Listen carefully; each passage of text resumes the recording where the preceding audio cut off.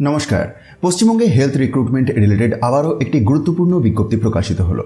কলকাতার একটি বড় সরকারি হসপিটালেতে এই নিয়োগটি হচ্ছে। আসুন বিজ্ঞপ্তির প্রথম থেকে খুঁটিনাটি জেনে নেওয়া যাক।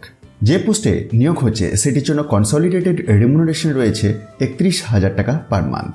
আপার এজ লিমিট 35 ইয়ার্স 1/1/2026 অনুযায়ী।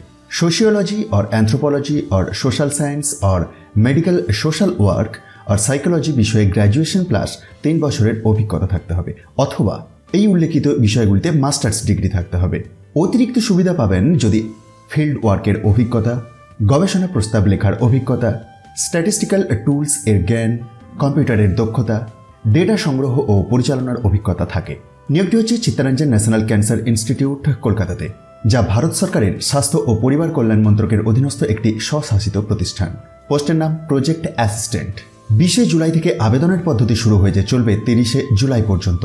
30 জুলাইয়ের বিকাল 5টা পর্যন্ত আপনি আবেদন করতে পারবেন। ইমেলের মাধ্যমেও আপনি আবেদন করতে পারেন, অথবা স্পিড পোস্টের মাধ্যমেও। ঠিকানা দেখুন, তার নিচেতেই দেওয়া আছে।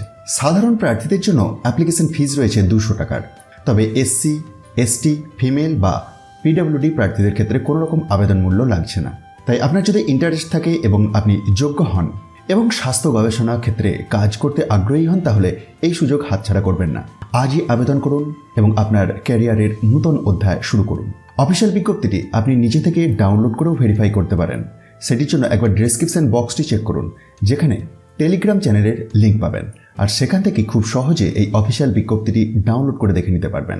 ধন্যবাদ। আরও এমন চাকরির আপডেট পেতে আমাদের সঙ্গেই থাকুন।